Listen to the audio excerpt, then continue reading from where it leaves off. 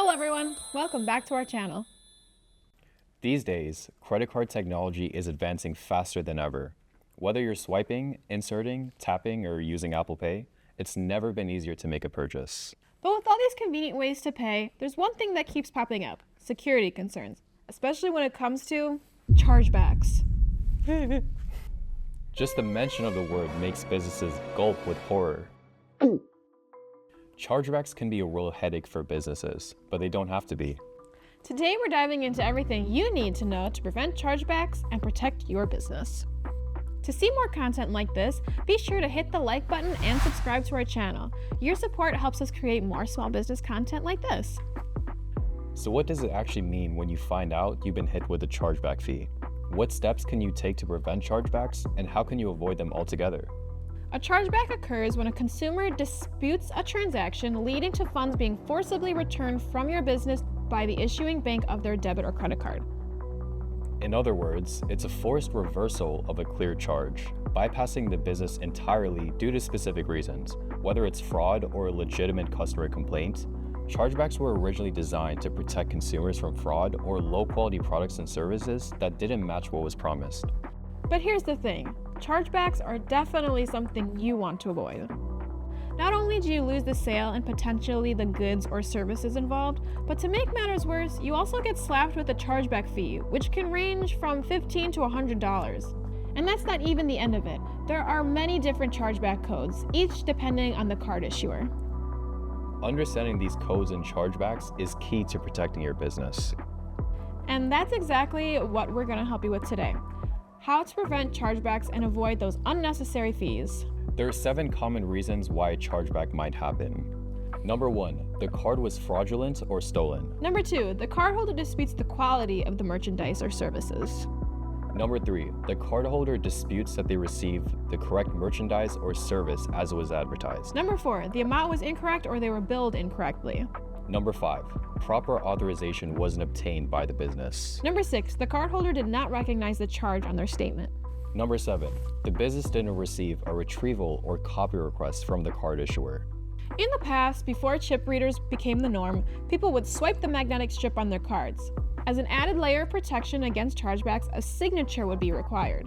Having a signed receipt served as a written confirmation of the cardholder's consent to the transaction. The signature allowed the merchant to verify that the individual presenting the card actually belonged to the cardholder.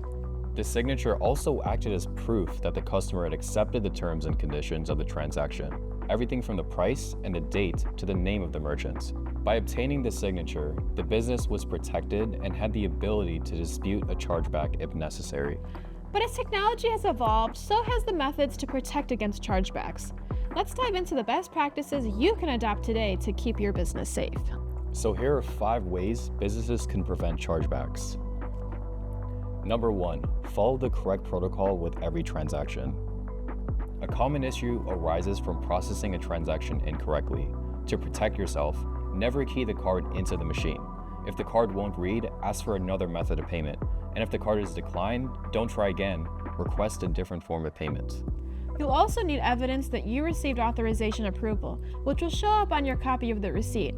Ensure the receipt is formatted correctly with clear return policies, your business name, and transaction information all legible. Number 2, be descriptive.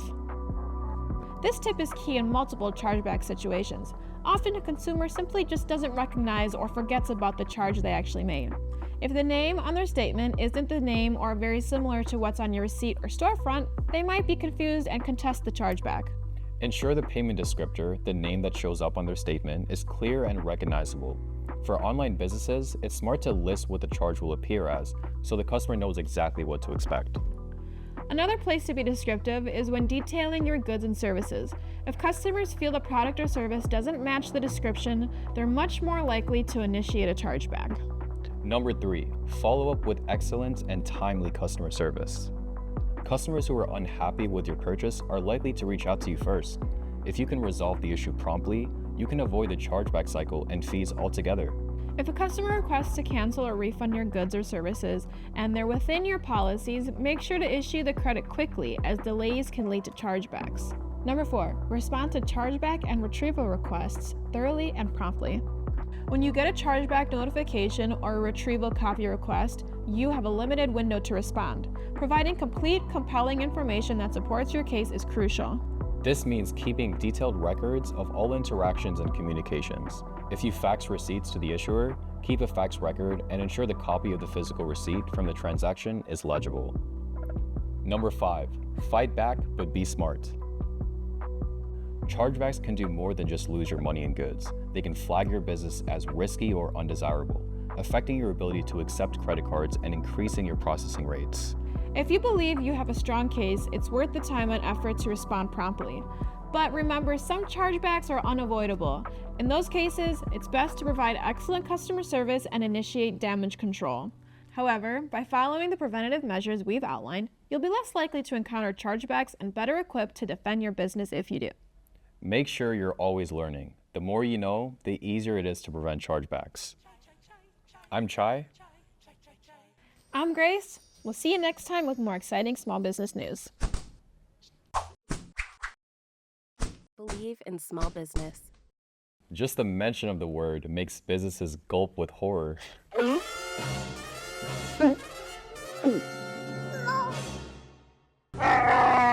Yeah, that was good. Good job. Really good. That was really bad. Okay, let's